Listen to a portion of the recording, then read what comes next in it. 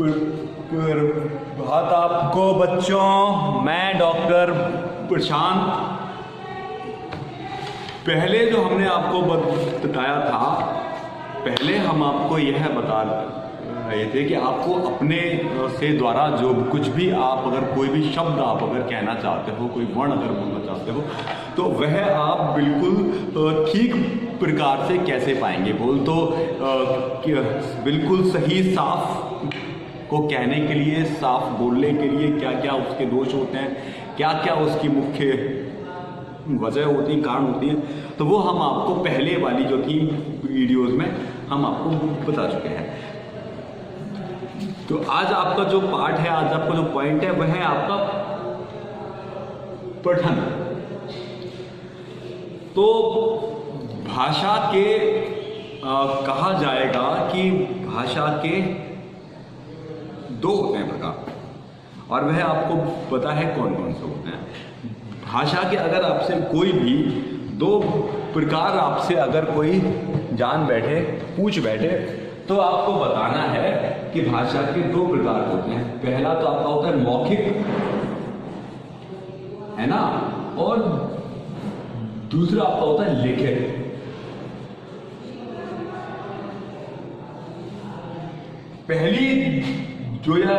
पहला जो प्रकार आपका है, यह वाला मौखिक वाला, यह क्या है कि हम अपना जो हमारा मुंह है, वहां से हम जो कुछ भी कहते हैं, जो कुछ भी अपनी जीभ होठों से जो कुछ भी बाहर हम कहते हैं, वह जो कुछ भी रूप है वह सारा आपका है मौखिक रूप। लेकिन वही भाषा को, वही बात को, वही वाक्य को जब हम पेन, स्याही, पेंसिल द्वारा किसी पुस्तक या नोटबुक में कहते हैं, जब हम उसको लिखा हुआ देखते हैं, तो वह भाषा का होता है कौन सा रूप? लिखित रूप। अच्छा, और यह जो आपकी भाषा का लिखित रूप को ही देखना, लिखित रूप को ही देखना क्या आपका कहलाता है? पढ़ना। और ये जो आपका पढ़ना है, यही क्या कहलाता है? पठन। ये आपका देव वाणी, जो आपकी भाषा, आपकी देव वाणी जो आपकी है, देव वाणी में आपने पठ धातु के आपने रूप भी आपने पढ़े होंगे। आपके फर्स्ट सेम की जो पुस्तक थी वहां पर ये थे। तो क्या है कि किसी भी भाषा के लिखे हुए रूप को देखना या उसको पढ़ना ही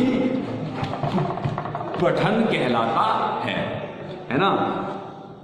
तो जब हम किसी भी चीज को किसी भी पुस्तक में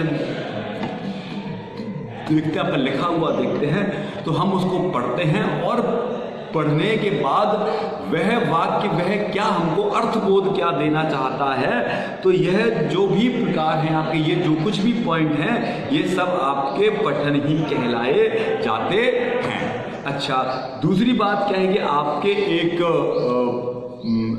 भारतीय विद्वान हुए हैं, हिंदी के ही विद्वान हैं जी, मैं उनका नाम आपको बता देता हूं।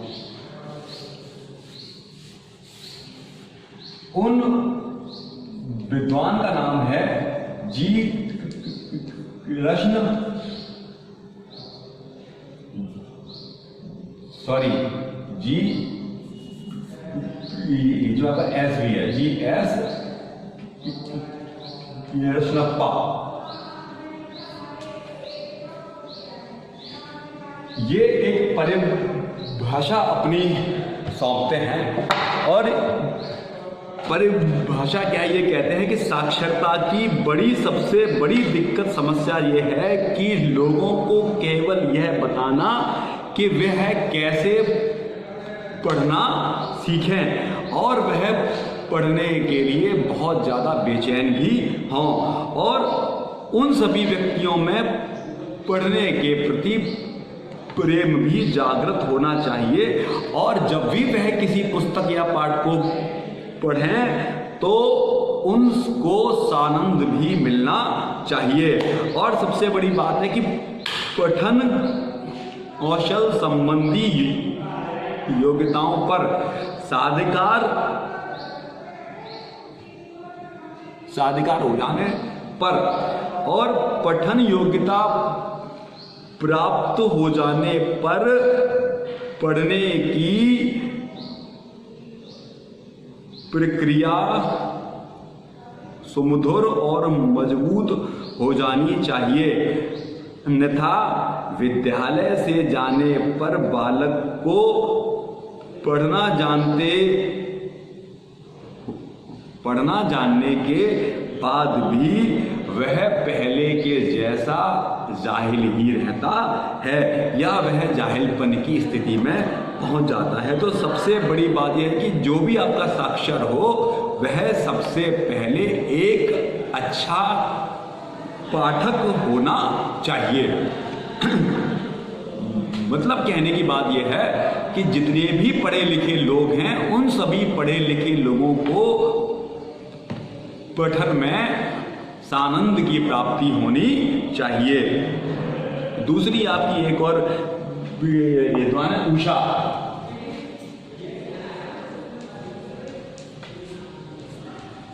अंकल जी,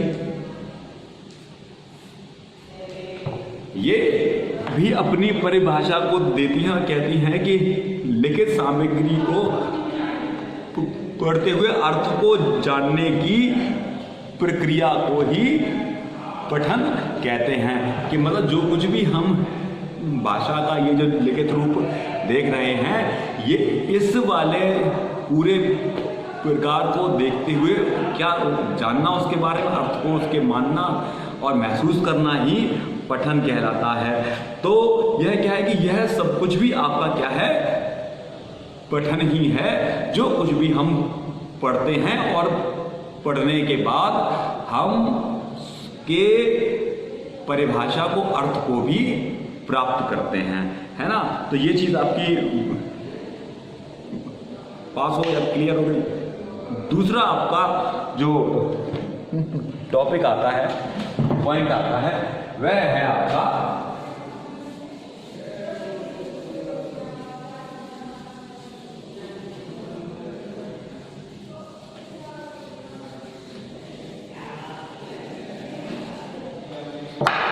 पॉइंट है आपका पठन की विधियां।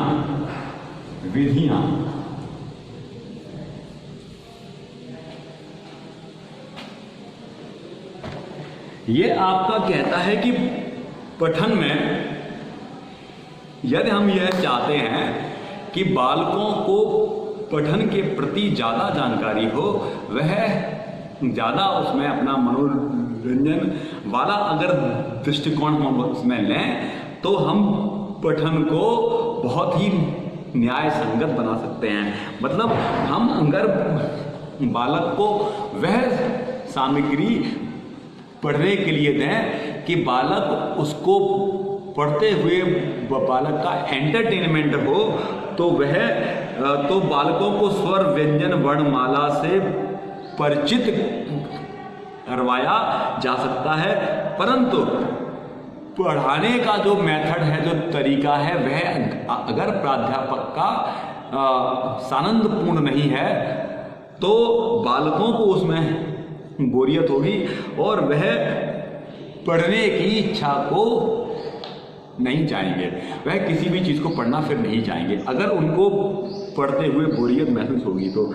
अच्छा, अध्यापक यदि प्लेइंग मेथड द्वारा, प्लेइंग मेथड से मतलब आपका गेम विद्या का, गेम विद्या की हम बालकों को कोई किसी भी प्रकार के गेम की सहायता से हम बालकों को पढ़ने की इच्छा को जागृत कर सकते हैं।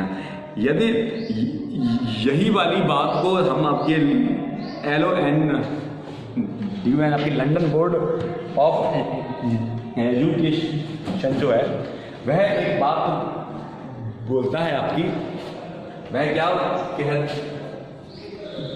आपका लंदन बोर्ड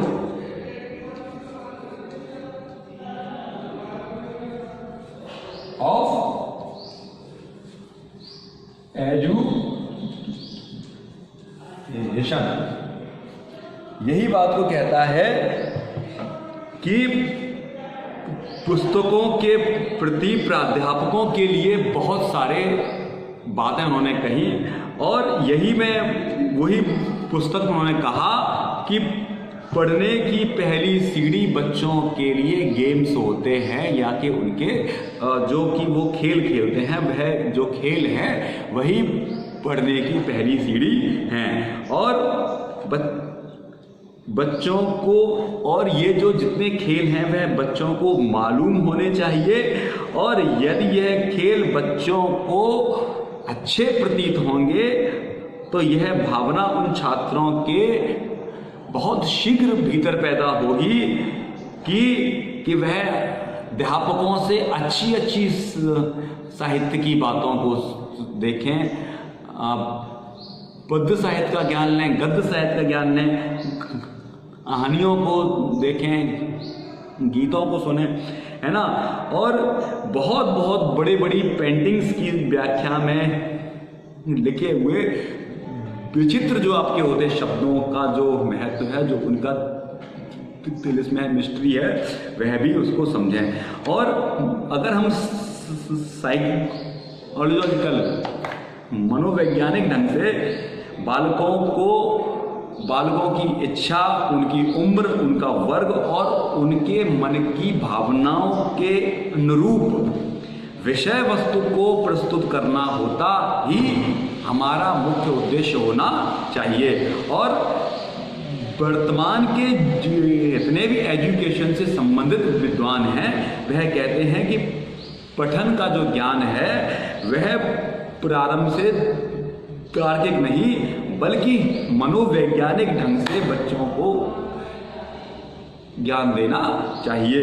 और पठन की जो विधियां जो हैं वह बहुत सारे प्रकारों से बताई गई हैं, है ना। तो पठन से के मतलब हमको पढ़ने के लिए कौन कौन सी विधियों का सहारा हमको लेना चाहिए, या हम कौन कौन सी विधियों के द्वारा बालकों को पठन के बारे में ज़्यादा से ज़्यादा जानकारी दे सकते हैं। तो वह बहुत सारी विधियां हैं। जैसे आपकी क्या है, मैं आपको वो सारी विधियों के बारे में बताता हूँ। वह सारी जो विधियां हैं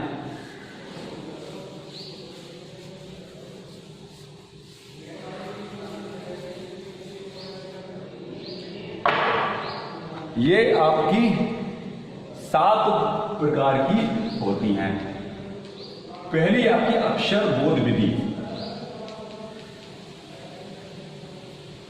अक्षर बोध विधि। दूसरी है आपकी कहानी विधि।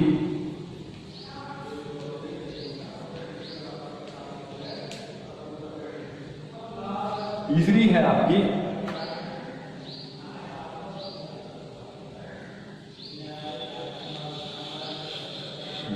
शब्द विक्षण विधि। और जो आपकी चौथी जो विधि है वह है आपकी वाक्य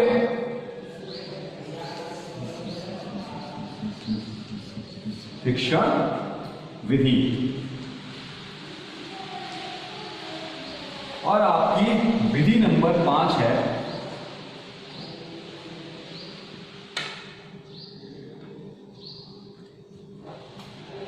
नंबर विधि आपकी ध्वनि साम्य विधि। और आपकी फिर है विधि नंबर 6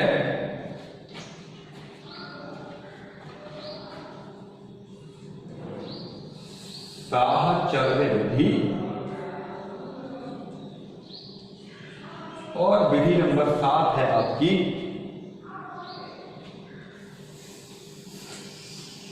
संयुक्त विधि।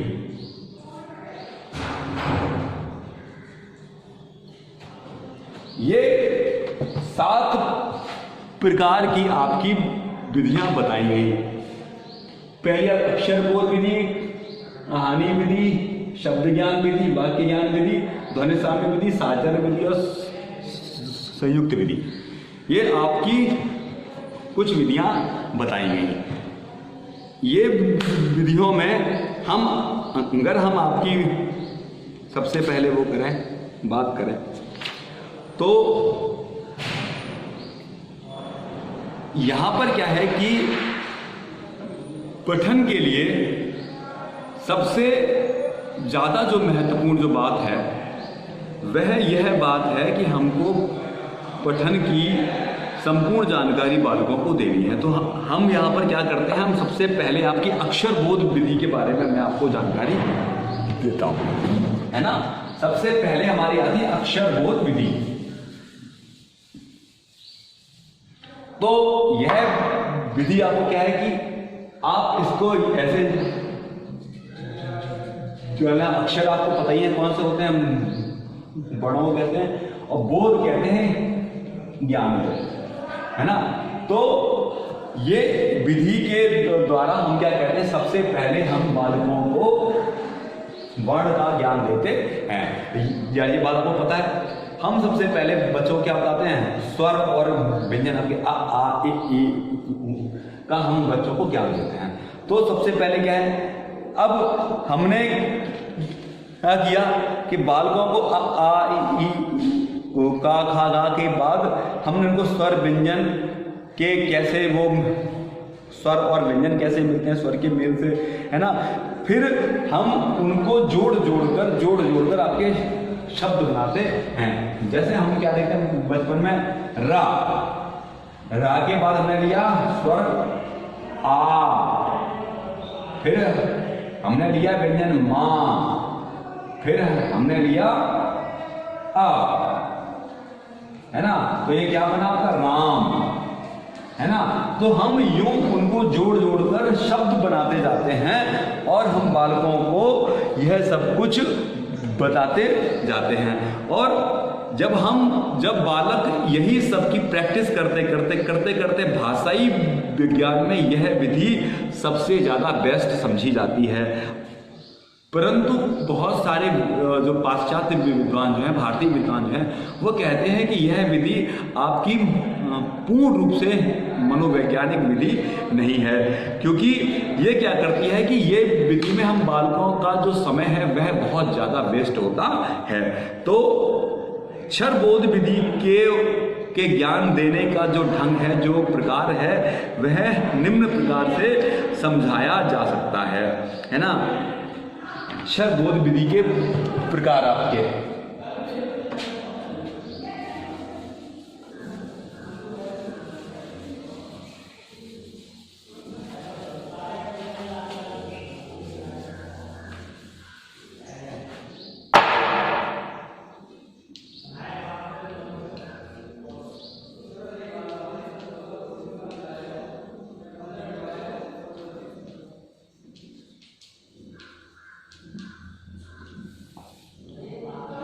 अक्षरबोध विधि के प्रकार। तो काम क्या करते हैं कि हम लोग सहजता की दृष्टि से देखते हुए हम ये वाली आपकी जो विधि है अक्षरबोध विधि के प्रयोग करने हेतु हम इसको दो प्रकार से बांट देते हैं या दो प्रकार से विभाजित कर देते हैं। तो सबसे पहले जो इसमें हम विभाजन करते हैं वह पहला पॉइंट आपका आता है विश्लेषणात्मक विधि।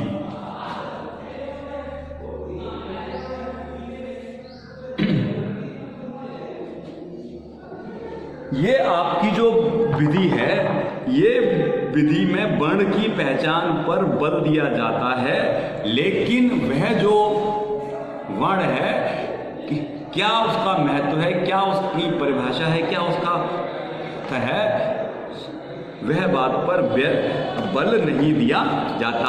और सबसे बड़ी बात क्या है कि ये जो देवनागरी जो भाषा है हिंदी जो है वह पूर्ण रूप से साउंड बेस्ड भाषा है, ध्वनि पर टिकी हुई एक भाषा है। और यह भाषा जो है वर्ण और व्यंजनों में बांट दी गई है ना। तो सबसे पहले हम क्या देखते हैं कि यह जो आपकी, अगर आपकी परीक्षा में यह प्रश्न आए कि आपकी संश्लेषणात्मक विधि क्या है, तो इसमें क्या है कि इसमें आप बता सकते हैं कि वर्ण की पहचान पर बल, वर्ण की पहचान पर बल परंतु अर्थ पर बल नहीं।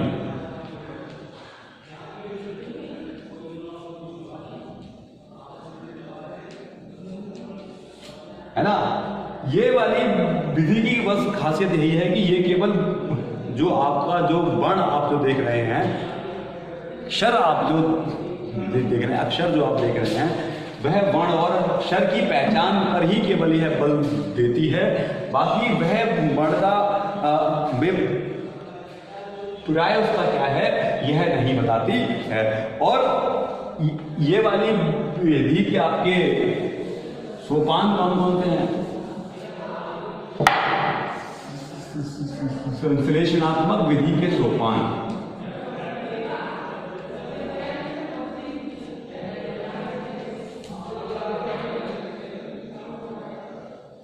तो सबसे पहला जो इसमें पॉइंट है कि सबसे पहले इसमें क्या सिखाया जाता है? वर्ण सिखाए जाते हैं। सेकंड इसका जो है सोपान है, सेकंड सोपान में है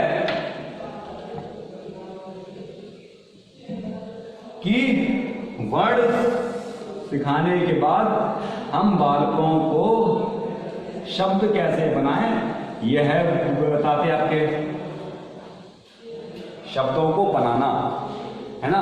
और फिर जब आपके शब्दों को बनाने को सीखने के बाद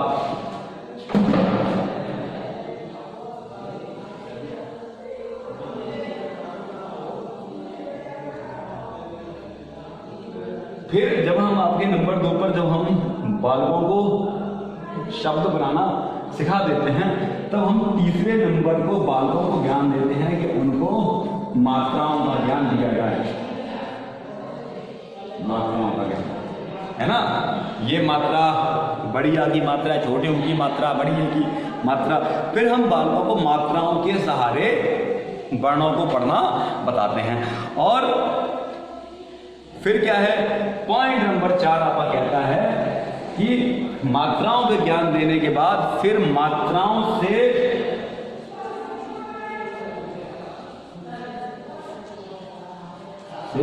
शब्द बनाना।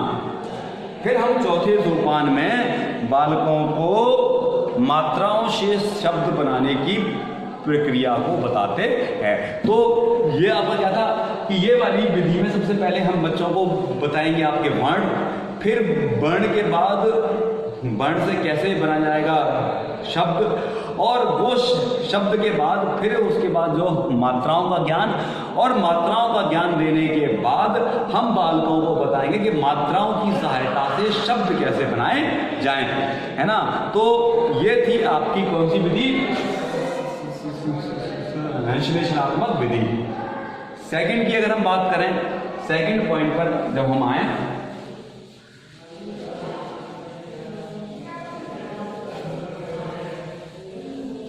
अक्षर बोध विधि का भाग नंबर 2। ये आपकी कौन सी है विधि? ये आपकी विधि है विश्लेषणात्मक विधि।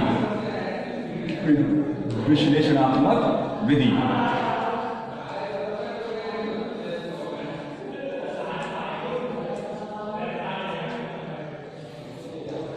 अब आप लोग जैसा कि शब्द देख रहे हैं विश्लेषण, तो यहां पर क्या है कि हम विश्लेषण के द्वारा विधियों को सीखते हैं। और विश्लेषण का मतलब होता है पृथक पृथक करना यानी कि अलग अलग करना। जैसे फॉर एग्जाम्पल के तौर पर हम लेंगे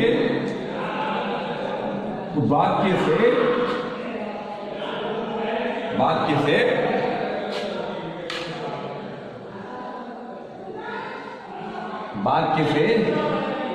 शब्द और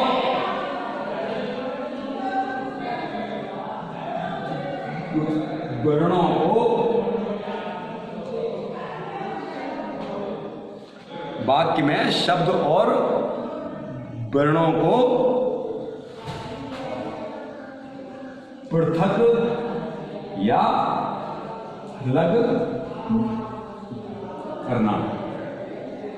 ये वाली जो विधि है, ये विधि क्या कहती है कि हम बालकों को वाक्य देते हैं और फिर हम उन बालकों से कहते हैं कि बच्चों क्या आपको करना है कि आपको प्रस्तुत वाक्य में से शब्द और जो आपके जो दिए गए जो आपके जो शब्द हैं, शब्दों में से वर्णों को दूर दूर करने के बाद उनको पहचानना, यही इस विधि में बताया जाता है ना। दूसरी बात हम देखें विश्लेषणात्मक विधि के सोपान।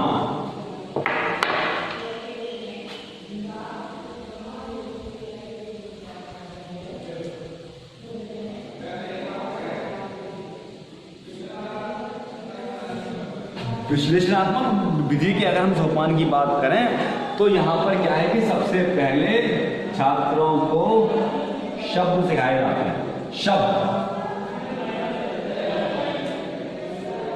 और सेकंड जो उसका जो सोपान है वह है शब्दों का विश्लेषण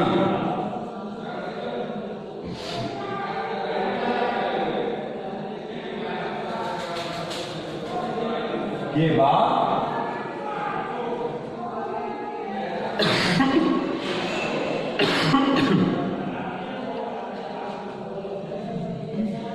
वर्ण का ज्ञान देना।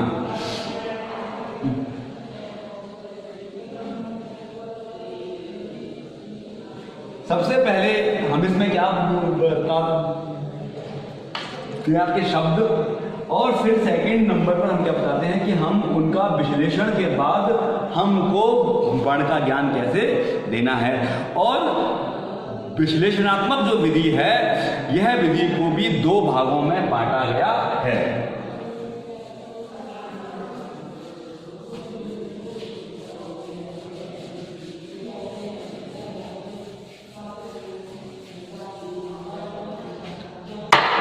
विश्लेषणात्मक विधि के प्रकार, तो यह आपकी दो प्रकार की होती है।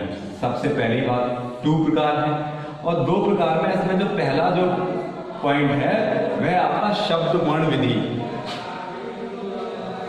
शब्द से वर्ण विधि।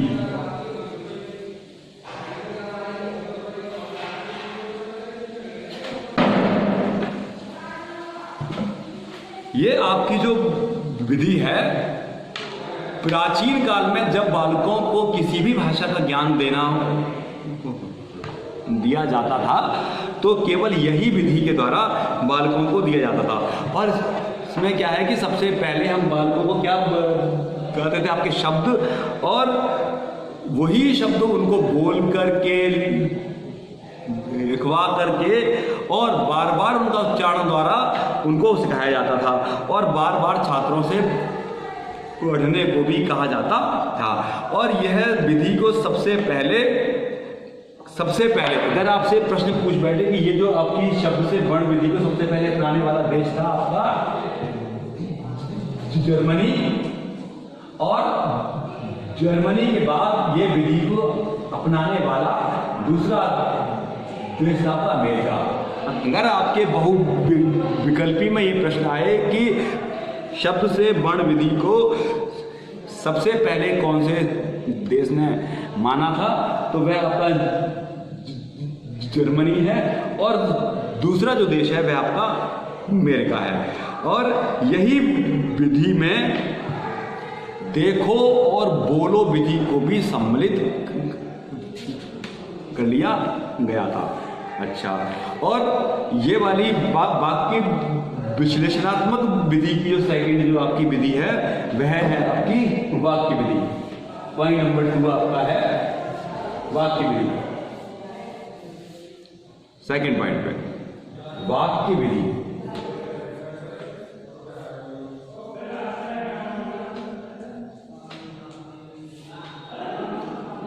वाक्य विधि यह जो विधि है यह आपके शब्द विधि का ही विस्तृत रूप है। और ये विधि में छात्रों को पढ़ने के लिए एक वाक्य दिया जाता है। जैसे हमने छात्रों को वाक्य दे दिया, वाक्य हमने बालकों को दिया कि वाक्य आपको क्या दें हम वाक्य दिया कि पानी लाओ तुम भी आओ, है ना। तो ये वाक्य में क्या है, पानी लाओ तो तुम भी आओ से हमने क्या किया कि हमने पूर्व में सीखे हुए मेल से, हमने पूर्व में सीखे हुए वर्णों का जो मेल था, वर्णों के मेल से हमने जो नए जो थे शब्द बनाना सीखे। और शब्द बनाने के साथ ही हमने उनको बोलना भी सीखा। और वर्तमान समय में हमने सबसे पहले उन्हें मात्राएं बताई, और मात्राओं से पहले उन्हें बताए हमने स्वर, जैसे कि आ की मात्रा। और वाक्य में पहुंचे हुए नए या मात्रा की आकृति का भी परिचय दिया। और यह वाली परिचय में बालक का जो शब्द जो भंडार होता है वह भी लगातार विकसित होता है। और बाद में स्वर व्यंजन का क्रम के अनुसार ज्ञान भी दिया जाता है ना। तो यह थी पहली आपकी अक्षर बोध विधि के प्रकार थे। और बाद बाकी जो आपकी जो 6 विधियां जो बची हैं वह भी मैं आपको बताऊंगा, बहुत ही फास्ट बताऊंगा। अब तक के लिए आप अपना जो घर है वहाँ पर रहें। और आपके एचओडी साहब ने जो आपको प्रोजेक्ट असाइनमेंट का जो कार्य दिया है वह भी फास्ट तरीके से करें। और सभी बच्चे अपनी PDF को वो करें, भेजें, सेंड करें। और जहाँ भी रहें सेफ रहें, और भाई अपना ध्यान दें संपूर्ण तरीके से। मैं डॉक्टर प्रशांत दूसरी वीडियो में आपसे बहुत ही शीघ्र आपसे मैं मिलता हूँ। तब तक के लिए आपका बहुत बहुत धन्यवाद, आपका आभार।